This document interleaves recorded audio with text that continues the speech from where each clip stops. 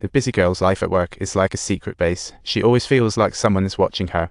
Suddenly, she turns around, and there's Zheng Ming like a superhero barista, bringing him freshly churned milk. But the girl patted, approached Zheng Ming, and asked about her bank balance. Zheng Ming wondered if it was a pre-audit. Her cheeks flushed, and milk and roses seemed like her right-hand army, elevating the atmosphere to a new height. But when she got back inside, she dumped all the milk as if it were the world's scariest experiment. Zheng Ming took on the toughest jobs for her without a single complaint, truly a great coffee worker. When Zheng Ming's back was turned to the girl, her face radiated a party vibe, but the moment he turned around, the smile with this handkerchief seemed to be a deep bond of affection. Every gentle and how she took appeared to draw in the tender breath of infatuation. For Zheng Ming, this little thing was no ordinary object. After taking a whiff, she carefully stashed it in her pocket like the fiery posters on the wall served as her emotional compass, and Zheng Ming found herself falling in deeper.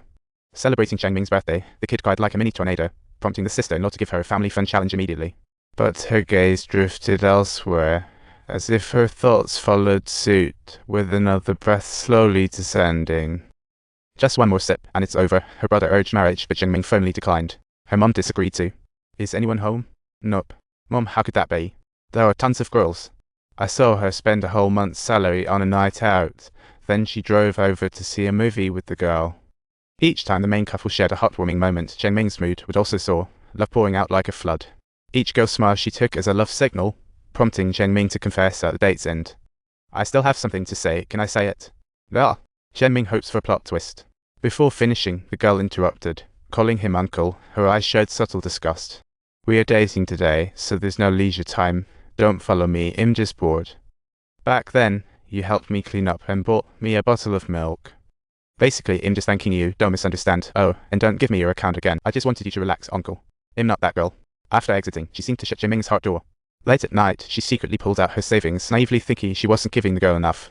Once she learned the service address, Zheng Ming took all her cash, afraid to disturb the girl's work, just staring blankly. Through the window, she thought she saw the girl working hard, sweating, filling her heart with warmth. She waited on the stairs, only for the girl to take a quick peek at her whole savings, leaving Zheng Ming dumbfounded. The girl was already tipsy, and Zheng Ming didn't give up. Their relationship became easygoing and uninhibited. They swiftly found the rumbo, separating from each other effortlessly yet remaining relaxed and amused throughout the entire smooth process. At this moment, the girl was drunk, but Zheng Ming wouldn't give up. The girl lounged in the back seat, her legs swinging actively. Zheng Ming pressed the tape recorder, playing her uniquely picked song, and the girl wrapped her arms around Zheng Ming. Perhaps after a few drinks, she found what she truly wanted. She opened the fridge, which was stuffed full of milk. This time, the girl didn't stump it. She pinched her nose, tasted it, and found it wasn't so bad. Mom set up a blind date right at the girl's calf. Clearly, she did it on purpose. Helpless, she could only pray that the girl would deliver her order smoothly, but bumped straight into her instead.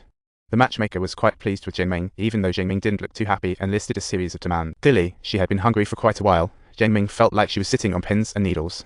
The girl was eavesdropping quietly from the adjacent room when she received a call for a takeout order. Surprisingly, this time she didn't refuse and instead immediately turned around to start packing diligently.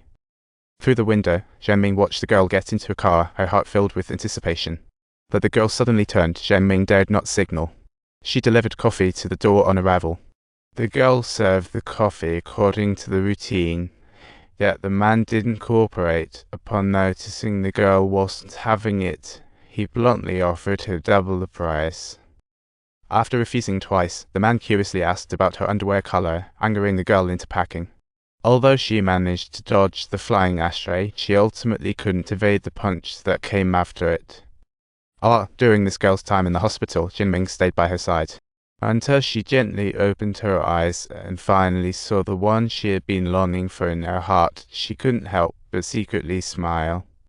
She boldly caressed Zheng Ming's lips, but once Zheng Ming woke, she reverted to being a stranger, leaving Zheng Ming feeling guilty. Zheng Ming hurriedly apologized to the girl, though deep down he knew it wasn't her fault. His words still couldn't help but be a bit snarky, however.